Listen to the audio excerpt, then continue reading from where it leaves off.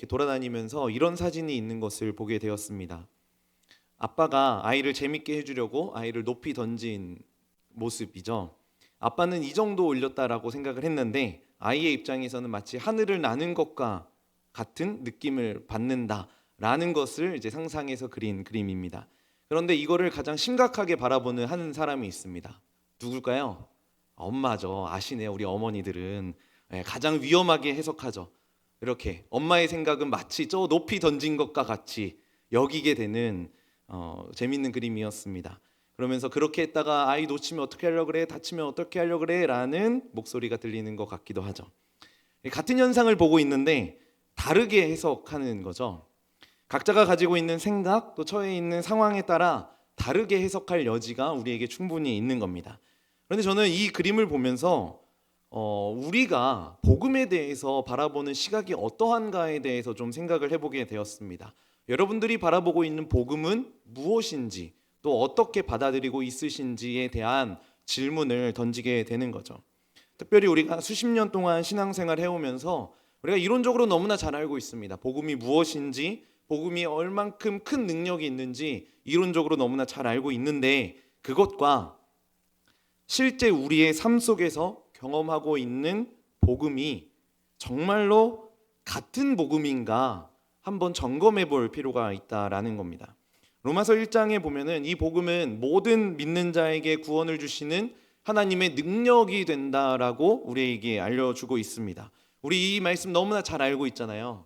그래서 많이 들어왔고 익숙하게 고백하고 있는 말씀인데 정말 이 말씀대로 이론대로 복음이 내 삶 가운데 능력이 되는 걸 경험하며 살아가고 있는 건지에 대해서는 한번 점검해 볼 필요가 있다라는 거죠. 우리 성도님들은 그리고 또 이 자리에 앉아 있는 우리 청년 리더들은 복음이 우리에게 구원을 주시는 하나님의 능력임을 그래서 우리의 삶의 유일한 해답임을 경험하고 계십니까? 제프 벤더스펠트라는 목사님은 복음의 언어라는 책을 쓰셨습니다. 그래서 이 책이 말하는 요지는 뭐냐면은 우리가 복음에 유창해져야 된다. 그래서 그 복음의 언어를 가지고 유창해져서 선포해야 된다. 이런 것이었습니다. 그런데 이 책의 첫 장에 그 소 제목을 이렇게 달았어요. 뭐라고 달았냐면은 우리는 모두 불신자이다. 이 책을 쓰신 분은 목사님이시고 아마 이 책의 대부분의 저자도 그리스도인들일 텐데 그 책을 받아들이는 사람들을 가리켜서 불신자, 우리는 불신자다라고 이야기하고 있다라는 거예요. 한번 이 자리에 있는 우리 성도님들께 질문을 드려볼게요. 여러분들은 신자이십니까? 아니면 불신자이십니까? 신자이시죠? 참 웃기는 질문이에요. 그죠? 교회에서 말씀을 전하고 있는데 그리고 지금 눈길까지 추위까지 뚫어서 수요 예배까지 드리러 오신 분들한테 신자인지 불신자인지 그리고 특히 여기에는 리더로 섬기겠다라고 결단한 우리 청년들까지도 있는데 불신자인지 신자인지 묻는 건 어리석은 질문처럼 보이기도 한다라는 거예요. 그런데 이 책의 저자가 의도했던 건 이런 것이었습니다. 우리 모두가 불신자라는 말은 우리 삶에 여전히 하나님을 믿지 못하는 부분들이 있다는 의미이다. 우리는 하나님의 말씀과 그분이 예수 그리스도를 통해 이루신 일이 내 과거와 현재와 미래를 책임지기에 충분하다는 사실을 온전히 믿지 못한다. 이런 거예요. 예수님이 나를 구원하신다는 거 이론적으로 너무나 잘 알고 있죠. 잘 믿고 있습니다. 그런데 그 예수님이 내 삶에 관여하는 거는 조금 싫어요. 아니 조금 더 정확하게는 그 복음이 내 삶을 지배하도록 허락하고 싶지가 않은 거죠. 왜냐하면 복음이 내 삶을 지배하게 되면 하나님이 내가 가고 싶지 않은 곳으로 하나님은 나를 인도하실 것 같은 생각이 드니까요. 왠지 아골골짝 빈들로만 가야 할 것 같은 복음이 내 삶을 지배하면 그래야 할 것 같은 생각이 우리에게 들기 때문이죠. 그래서 내 삶을 다 뿌리치고 어디 오지로 들어가서 복음을 전하는 선교사로 지원을 해야 할 것 같은 불안함이 우리에게 있기 때문에 그 복음이 내 삶을 지배하도록 허용하지 않는 겁니다. 그리고 왠지 가난하게 살아야 할 것 같고 복음이 내 삶을 지배하게 되면 포기해야 할 것들이 너무나 많이 있는 것처럼 느껴지죠. 그래서 수십 년 동안 신앙생활을 해오면서도 어떤 부분에 있어서는 불신자들처럼 행동하는 모습이 우리에게 있을 수 있다라는 겁니다. 예수님이 우리의 영혼을 구원한다는 것에 대해서는 100% 신뢰하고 동의하면서, 그래서 나는 신자다, 성도다라고 이야기하면서 그 복음이 내 삶을 변화시키는 능력으로는 경험하고 있지 못한다라는 거죠. 조금 더 정확하게는 경험하기 싫은 거죠. 아까 그 책의 저자는 그런 사람을 향해서 불신자들이다라고 이야기하고 있는 겁니다. 아마도 오늘 본문의 갈라디아 성도들도 이러한 어려움 가운데 빠져 있었던 것 같습니다. 오늘 본문 7절에 보니까요, 다른 복음은 없나니 다만 어떤 사람들이 너희를 교란하여 그리스도의 복음을 변하게 하려 함이라 라고 이야기를 합니다. 갈라디아 성도들을 교란시켜서 복음을 변하게 하는 일들이 이 교회 가운데 있었던 거죠. 복음이 변한 게 왜 불신자들일까요? 여러분, 복음이 변하면 안 되는 거잖아요. 복음은 절대 진리이기 때문에 복음은 복음 그대로 여겨져야 하는데, 갈라디아 성도들을 교란시키는 세력들이 있었고 또 거기에 동조하고 있었던 갈라디아 성도들이 있었다라는 겁니다. 그래서 오늘 본문의 갈라디아 교회 성도들이 이 복음이 내 삶을 지배하도록 허용하는 것 대신에 선택했던 게 할례였습니다. 왜냐하면 사실 할례 한 번 받는 게 훨씬 더 편하거든요. 할례 받으면 왠지 그리스도인으로서 책임을 다한 것 같은 안심이 되는 거죠. 반면에 복음이 내 삶을 지배하면, 복음이 내 삶을 완전히 다스리게 되면 조금 불편하고 조금 귀찮아질 것 같은 느낌이 드니까 할례 한 번 받고 땡 해버리는 거죠. 제 딸은요, 저를 뭐든지 잘 할 수 있는 슈퍼맨으로 여기고 있습니다. 장난감이 망가지면 아빠를 찾아요. 그럼 아빠는 고쳐주죠. 그리고 아까 그 사진에 봤던 것처럼 높이 이렇게 올려서 재미있게 놀아주기도 하고 또 목마를 태워주기도 하고, 그러니까 제 딸에게만큼은 저는 전지전능한 존재입니다. 그런데 웃긴 게요, 얘가 아빠를 이용하려고 그래요. 자기한테 재밌고 유익한 거면은 아빠는 전능해요. 그래서 와서 다 해달라고 하는데 자기가 원하는 게 아니면은 아빠는 이제 필요 없는 존재가 됩니다.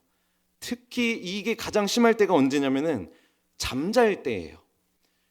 아빠랑 그렇게 재밌게 같이 잘 놀다가 잠잘 때 되면은 꼭 엄마한테 가더라고요. 아빠랑 같이 안 잘래? 이러면은 아니야, 나는 엄마하고만 잘 거야. 그러면서 난 엄마가 제일 좋아. 이러면서 엄마한테 확 가버리는 그런 모습들을 이제 보게 됩니다. 그런데 이런 이 아이의 모습을 보면서 이런 어린아이와 같은 모습이 신자라고 고백하고 있는 우리에게도 있는 모습은 아닌가라는 생각을 해보게 되는 거예요. 하나님의 전능하신, 하나님의 위대하심 우린 너무나 잘 알고 있습니다. 그래서 그 하나님의 전능하심에 기대어서 하나님은 내 삶을 선하게 이끌어 주실 것을 기대합니다. 그런데 기대하면서도 내 삶에 너무나 깊은 곳까지 관여하시는 것에 대해서는 거부감이 생기는 거예요. 하나님 여기는 안 돼요. 여기만큼은 그냥 내가 알아서 할게요. 그래서 어느 정도 순종은 하지만 어느 정도의 일부분은 하나님께 절대 내어주지 않는 그 모습이 우리에게 있을 수 있다는 거죠. 한번 우리 여기 앉아있는 우리 청년들의 상황도 한번 볼까요? 청년 리더라고 해가지고 수요 예배까지도 나오게 하고 예배 끝나고 강의가 또 있어요. 강의를 또 듣게 하고 얼마나 귀찮아요. 이런 것들이 불편함으로, 귀찮음으로 다가오게 되는 거죠. 그래서 우리도 너무 깊이 복음까지는 들어가지 않으려고 합니다. 왜냐하면 리더 시킬까 봐, 찬양팀 시킬까 봐, 교사 시킬까 봐. 그러면서 타협하는 거죠. 내가 주일 예배 정도는 오케이, 내가 주일 성수는 할게요 하나님. 봐줬다. 내가 수요 예배까지는 나올게. 리더 캠프 정도까지는 내가 순종하지 뭐. 그리고 때로는 하나님 앞에 11조 한번 하는 거, 감사원금 하는 거, 이걸로 마음의 편안함을 누리거나 내가 이 정도 하나님 앞에 드렸으니까 하나님 내 나머지 삶은 건드리지 마세요. 제가 하나님 앞에 할 건 했잖아요. 나머지 제 삶은 알아서 살아갈게요. 이렇게 이야기할 수 있는 합리적 근거가 된다라는 겁니다. 그런데 사랑하는 성도 여러분, 복음이 정말 그런 건가요? 복음이 내 삶을 지배하면 그 복음이 내 삶을 귀찮게 하는 걸까요? 복음이 내 삶을 지배하면 우리는 가난하게만 살아야 하고 내가 하고 싶은 것도 못하고 억압받으면서 통제받으면서 그렇게 사는 걸까요? 사도 바울은 갈라디아 교회 성도들에게 편지하면서 조금 뒤에 가서 2장 20절에 이렇게 교훈을 하고 있습니다. 2장 20절은 우리가 너무나 잘 아는 교훈이죠. 우리 같이 한번 읽어볼까요? 내가 그리스도와 함께 십자가에 못 박혔나니 그런즉 이제는 내가 사는 것이 아니요 오직 내 안에 그리스도께서 사시는 것이라. 이제 내가 육체 가운데 사는 것은 나를 사랑하사 나를 위하여 자기 자신을 버리신 하나님의 아들을 믿는 믿음 안에서 사는 것이라. 아멘. 이 말씀을 통해서 성도는 하나님의 아들을 믿는 믿음 안에서 사는 것이다 라고 이야기를 합니다. 복음과 함께 살아가는 것을 말하는 거죠. 믿음 안에서 사는 것. 우리가 왜 복음과 함께 살아가죠? 그리스도께서 나를 위해서 십자가에 죽으셨기 때문이죠. 아까 그 말씀을 따라서 그분이 나를 살리셨고 예수 그리스도께서 나를 사랑하시고 예수 그리스도께서 나를 영원한 죽음 가운데 머물 수밖에 없는 나를 영원한 생명으로 옮기셨기 때문에 우리는 그 능력을 의지하면서 그리스도 안에서 사는 것이죠. 여러분, 이게 복음인 거죠. 그리고 이 복음이 내 삶을 지배하게 되는 겁니다. 그렇기 때문에 우리의 삶을 통해서 영원한 생명을 누리고 그 영원한 생명을 소망하면서 우리는 살아가는 거잖아요. 그리고 그러한 사람들을 성도라고 이야기하는 거죠. 그런데 우리는 이러한 복음을 아주 단편적으로만 이해하는 경향이 있다는 거예요. 예수님의 십자가만 믿으면 천국 갈 수 있다. 그래서 마치 천국행 티켓을 얻고 심판에 대한 면죄부를 얻은 것이라고 여기게 되는 모습이 우리에게 있는 거죠. 그러면서 내 삶 깊숙이 영향을 끼치는 복음과 함께 살아가는 삶에 대해서는 거부하고 그냥 나는 예수님 믿었으니까 십자가 믿고 있으니까 구원 받았지 라는 이 사실에 굉장히 만족을 느끼면서 그냥 그 사실에만 기뻐하면서 산다라는 겁니다. 그런데 오늘 바울은요, 이런 복음의 단편성만 가지고 있는 우리를 향해서 다른 복음을 가진 자라고 이야기를 합니다. 우리 6절 말씀을 한번 같이 읽어볼까요? 6절입니다. 그리스도의 은혜로 너희를 부르신 이를 이같이 속히 떠나 다른 복음을 따르는 것을 내가 이상하게 여기노라. 바울은 그런 사람들을 다른 복음을 가진 자라고 이야기하죠. 마치 아까 그 책의 첫 챕터에서 우리는 모두 불신자입니다라고 말했던 것처럼 다른 복음을 따르는 자들이라고 말하고 또 그것을 이상하게 여기는 바울의 모습을 우리는 본문을 통해서 보게 되는 겁니다. 그런데요, 사실 이 갈라디아 성도들이 따르고 있었던 이 다른 복음, 지금 사도 바울이 지적하고 있는 이 다른 복음은 갈라디아 성도들이 큰 배교를 했다거나 그래서 어떤 다른 우상을 섬겼다거나 개종을 했다거나 어떤 큰 범죄를 저지른 건 아니었습니다. 갈라디아 교회에 있었던 성도들은 여전히 예수님을 믿고 있었고 여전히 복음을 붙잡고 있었던 사람들이었습니다.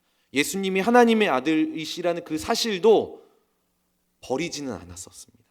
그런데 이들이 가지고 있었던 생각은 무엇이었냐면은 예수가 하나님의 아들이라는 이 사실만으로는 불충분하다라고 생각했었던 거죠.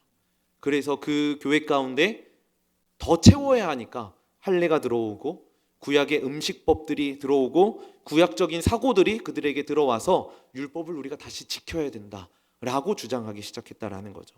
그래서 이들이 따랐던 다른 복음은 어디 다른 이단, 다른 종교로 개종했다 이런 게 아니라 자기의 육체를 신뢰하는 것이었습니다. 그러면서 할례를 받고 이방인들과는 더러운 자들과는 식사도 하지 않고 다시 안식을 지키면서 예수님의 십자가와 부활이 내 삶을 지배하는 것으로부터는 벗어나서 내가 원하는 것으로, 내가 필요한 것으로 내 삶을 채워보겠다라고 했었다라는 거죠. 이들이 따랐던 복음이 이거였습니다. 결국에 다른 복음이라는 건 복음이 내 삶을 다스리는 것에 대한 예수 그리스도의 그 십자가와 부활이 온전히 내 삶을 다스리는 것에 대한 거부감을 가지는 것, 그것을 가리키는 겁니다. 이런 차원에서 우리 성도님들 그리고 우리 리더들께 다시 한 번 더 질문을 드려봅니다. 우리 사랑하는 성도님들, 우리 리더들은 복음이 우리의 삶을 다스리는 능력임을 신뢰하고 계십니까? 더군다나 바울은요, 그 다른 복음을 따르고 있는 그들을 향해서 아주 무서운 말까지 내뱉습니다. 오늘 8절과 9절에 보면 공통적으로 저주를 받을지어다. 다른 복음을 전하는 자 저주를 받을 것이다. 아주 끔찍한 말을 바울이 하고 있는 거죠. 사실 저는 처음에 이 바울의 저주를 딱 들으면서요, 아마도 이 부분만큼은 뭐 하나님의 감동을 따라서 이야기했다라기보다는 아마도 바울의 개인적인 감정이 좀 이렇게 많이 담겨져 있지 않았을까라는 생각을 해보게 되었습니다. 왜냐하면 사람이 저주를 줄 수 있는 게 아니잖아요. 그죠? 저주는 사실 하나님이 주셔야 되는 건데 사도 바울이 좀 함부로 저주하고 있는 것은 아닌가라는 생각을 해보게 되었던 거죠. 그러면서 이 저주를 받을지어다라는 이 문구가 무엇을 의미하나 좀 깊이 찾아봤는데요. 헬라어로 아나테마라고 하더라고요. 그런데 이 단어가 구약에서도 참 많이 쓰였던 단어였는데요. 구약에서 주로 어디에 사용되었냐면은 하나님께 전적으로 바쳐지다 라는 의미로 쓰여졌어요. 아까 그 저주를 받을지어다라는 이 말이 하나님께 전적으로 바쳐지다라는 의미로 쓰여졌던 거죠. 그런데 한번 생각해 보세요. 하나님께 전적으로 바쳐지다라는 것이 이게 나쁜 의미로만 바쳐지는 건 아니잖아요. 때로는 좋은 의미로 하나님께 바쳐질 수도 있는 거잖아요. 그래서 이 아나테마라는 말이 두 종류의 의미가 있더라고요. 하나는 긍정의 의미이고 하나는 부정의 의미였습니다. 첫 번째로 이 아나테마는요, 우리 말 그대로 하나님께 전적으로 바치다라는 긍정의 의미를 가지고 있습니다. 마치 이런 거예요. 가나안 땅을 차지하는 이스라엘 백성들이 가나안 땅의 모든 것을 진멸해야 하는 하나님의 명령을 들었죠. 그래서 진멸해서 그 모든 걸 누구에게 바쳐야 했었죠?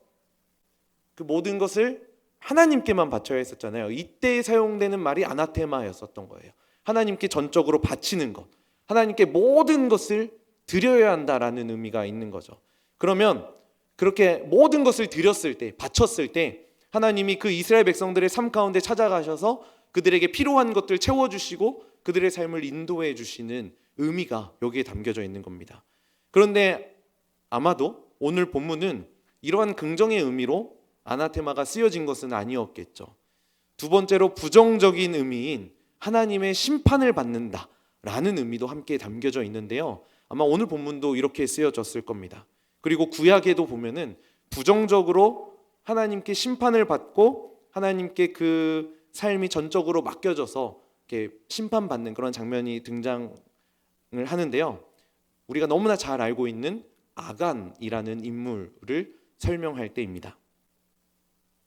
아간은 아이성 전투 후에 자기 눈에 보이는 좋은 물건들을 훔쳤습니다.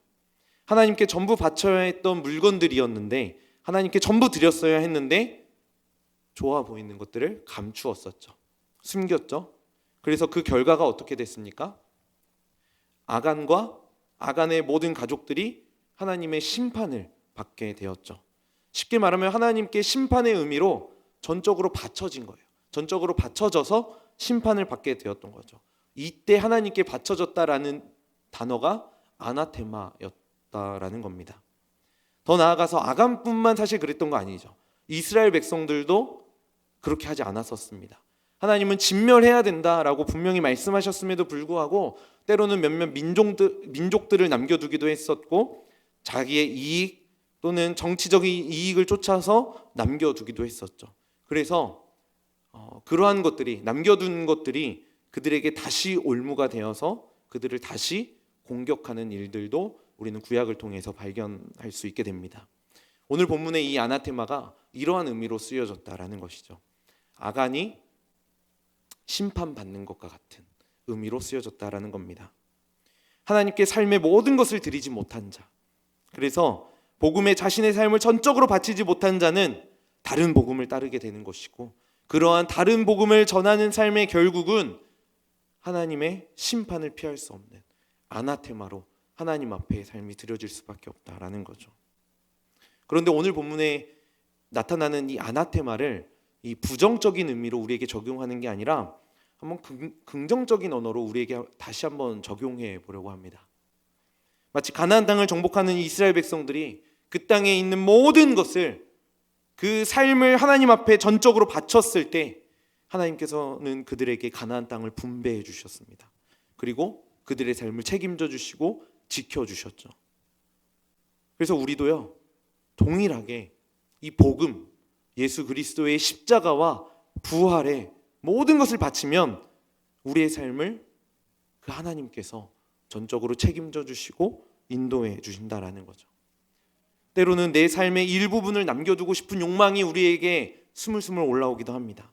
그래서 내가 막 취하고 싶고 이것만큼은 하나님 앞에 양보하고 싶지 않은 유혹이 들기도 하지만, 우리가 그러한 것들을 다 내려놓고 그러한 욕망들 다 내려놓고 전적으로 하나님 앞에 맡길 때 우리 하나님은 내가 가지려고 했던 것보다 더 풍성한 것들로 채워주시고, 그 무엇보다 우리의 삶 가운데 함께 하시는 그 하나님이 계심을 만날 수 있도록 우리의 삶 가운데 함께 해주신다라는 것이죠. 여러분, 이것이 복음인 거죠. 그리고 복음의 모든 것을 바친 자가 경험할 수 있는 하나님의 일하심이라는 겁니다. 그래서 우리는 아나테마 해야 합니다. 하나님께 우리의 삶을 전적으로 바쳐서 올려드려야만 합니다. 내 시간, 내 물질, 내 마음 전적으로 하나님께 아나테마 올려드릴 때에 복음으로 채워지는 풍성한 기쁨이 가득하고 그것들을 경험할 수 있게 되는 거죠. 그래서 우리 사랑하는 성남제일교회 성도님들이 하나님께 전적으로 내 삶을 맡겨드리고, 그리고 그렇게 맡겨드렸을 때에 복음으로 내 삶을 채워주신다라는 그 사실을 우리 성도님들의 삶을 통해서도 경험할 수 있는 우리 모든 성남제일의 성도님들 되시길 소망합니다. 저는 이러한 차원에서 바울의 당당함이 너무나 부러웠습니다. 8절에 보니까 이렇게 이야기해요. 그러나 우리나 혹은 하늘로부터 온 천사라도 우리가 너희에게 전한 복음 외에 다른 복음을 전하면 저주를 받을지어다. 다른 복음을 전할 때 받는 그 저주를요, 사도 바울은 자기 자신에게도 이야기하고 있어요. 그 앞에 보면은 우리라는 말 보이세요? 우리나 뭐 천사라고 할지라도 다른 복음 전하면은 나도 저주 받겠다. 저는 이걸 보면서 이런 생각이 들더라고요. 야, 바울은 이렇게 자신이 있어? 야, 마치 이런 거예요. 내가 전한 거 자신 있어. 너희들도 나만큼만 전해. 그러면은 돼. 이런 것처럼 느껴졌다라는 거죠. 그런데 바울이 과연 그런 의미로 이야기를 했을까요? 바울이 그렇다면 이렇게 이야기할 수 있었던 이유는 무엇일까요? 아마도 바울이 전하고 있었던 그 내용에 자신감이 있었다라기보다는 아마도 바울은 복음을 계속 알아가려고 하는 노력이 그의 삶 가운데 계속해서 있었기 때문일 것입니다. 그리고 바울은 계속해서 자신이 알고 있는 복음이 진짜인지 점검하려고 하는 노력을 일평생 동안 했었기 때문에 자신 있게 다른 복음이라면 저주받겠다라고 이야기할 수 있었던 것이죠. 빌립보서 3장에 보면 이러한 바울의 노력을 우리는 잘 알 수 있게 됩니다. 우리 같이 읽어볼까요? 내가 이미 얻었다 함도 아니요 온전히 이루었다 함도 아니라 오직 내가 그리스도 예수께 잡힌 바 된 그것을 잡으려고 달려가노라. 여기 보면 이미 얻은 것도 아니었고 온전히 알았던 것도 아니었다라고 이야기를 해요.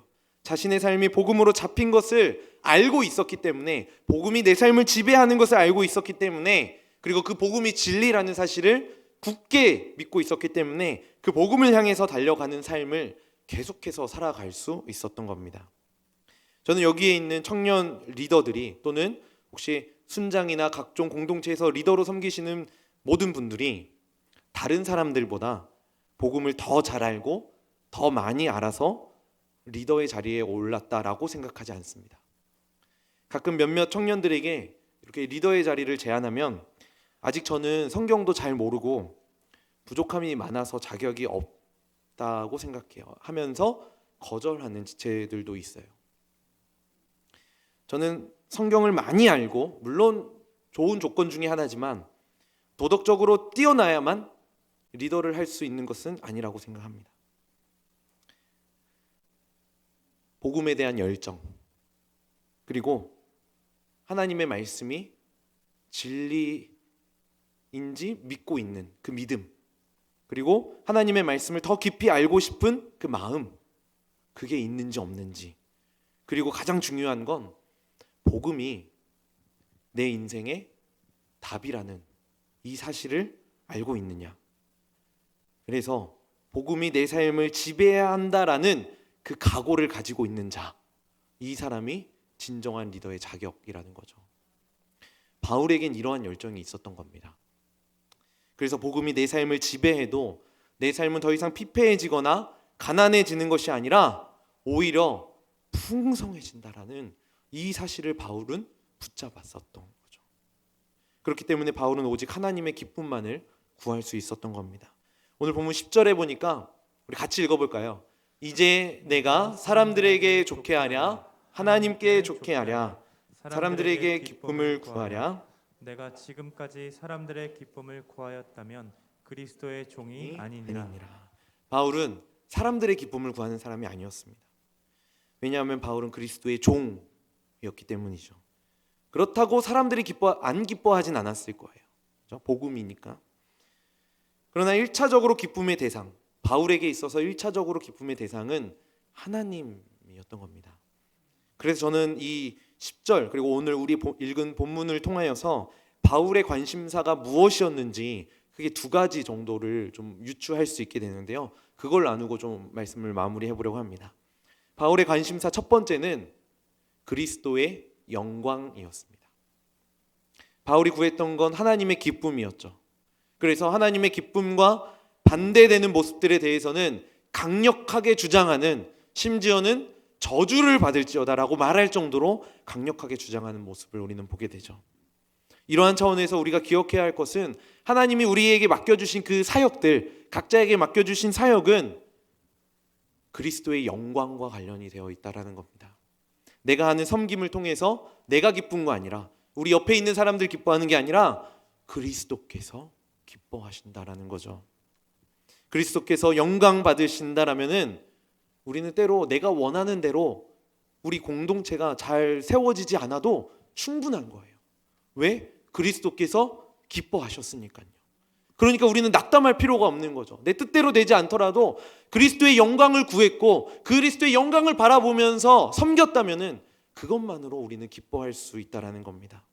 그래서 우리는 그냥 있는 자리에서 복음이 무엇인지, 예수 그리스도가 뭐 하셨는지, 예수 그리스도께 그 복음의 능력이 내 삶 가운데 어떻게 일하고 있는지 그것만 전하면 되는 겁니다.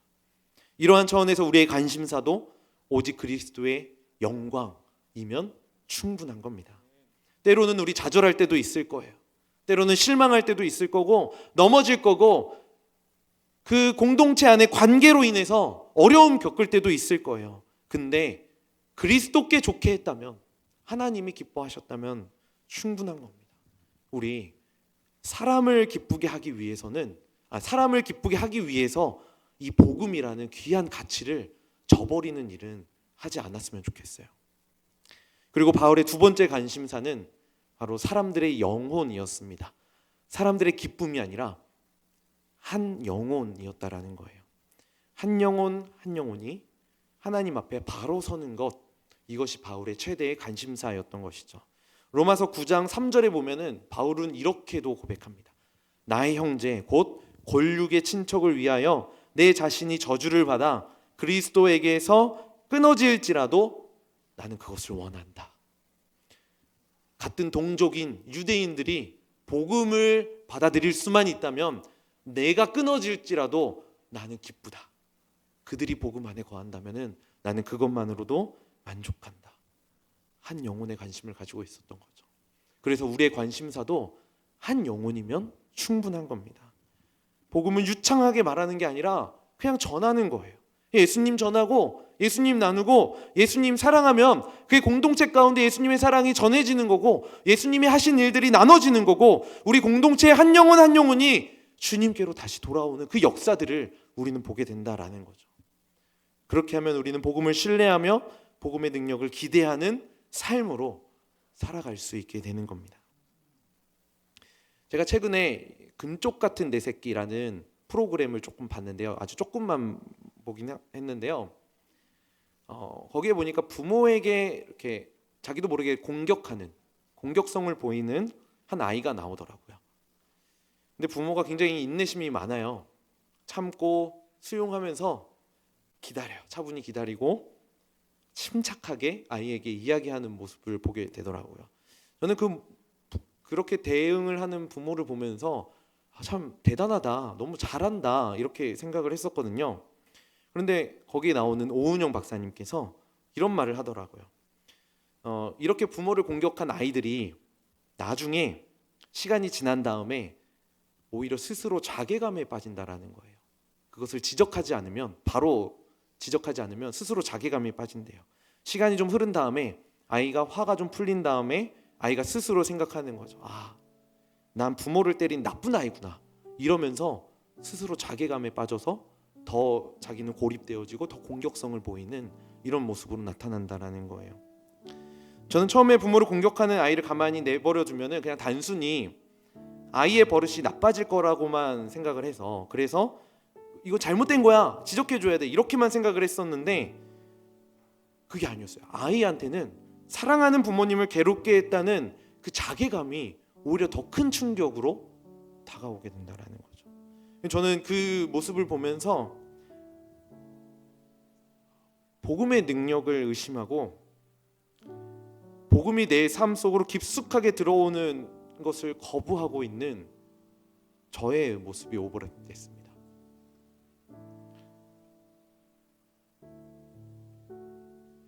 그러면서 이 정도 했으면 됐잖아요.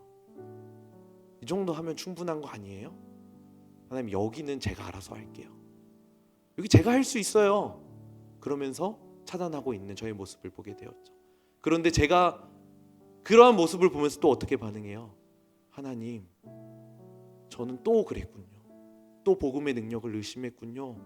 하나님의 자녀이면서 그 권세를 누리지 못하면서 살고 있었군요. 그러면서 스스로 또 자괴감을 경험하고 죄책감을 하나님 앞에 고백하는 거죠.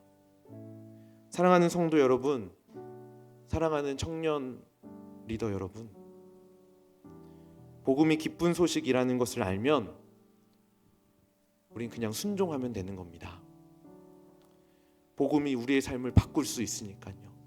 복음이 우리의 삶을 바꿀 수 있는 능력을 가지고 있으니까 우리는 그냥 그 복음에 순종하면 되는 겁니다. 그러면 그 복음이 우리의 삶을 선하게 이끌어갈 겁니다. 때로는 내가 하는 게 훨씬 좋을 것 같고 잘 풀릴 것 같지만 한번 해보세요. 절대 그렇지 않습니다. 복음을 우리에게 주신 하나님의 사랑에 순종하지 않으면 우리는 더 큰 죄책감과 자괴감과 후회하는 삶을 살아갈 수밖에 없는 거예요. 왜냐하면 우리는 하나님의 자녀이거든요. 빼도 박도 못하는 예수 그리스도의 십자가와 부활로 묶인 하나님의 자녀이거든요. 여러분, 내 마음대로 살면 편할 것 같죠? 자유로울 것 같죠? 아닙니다. 복음이 있어야지만 우리는 자유를 누릴 수 있고요. 복음이 있어야지만 진짜 행복한 삶을 살 수 있는 겁니다. 그래서 우리는 이렇게 고백할 수 있어요. 주님 사랑합니다. 예수님 사랑합니다. 저는 이 고백 하나만 주님 앞에 올려드리면 충분합니다. 주님, 제가 온 마음과 정성 다해 주님을 사랑합니다. 그러면서 나의 삶 가운데 늘 나와 함께 걸어가 동행해 주시는 예수님의 친구가 되길 원합니다. 우리 시간 좀 이러한 마음을 담아서 하나님 앞에 함께 찬양하길 원합니다. 나 무엇과도 주님 바꾸지 않겠습니다. 주님만 사랑하겠습니다. 주님만 사랑하겠습니다. 우리 이러한 마음, 우리 말씀을 기억하며 함께 찬양으로 우리의 믿음의 고백으로 하나님 앞에 올려드리며 나아가겠습니다.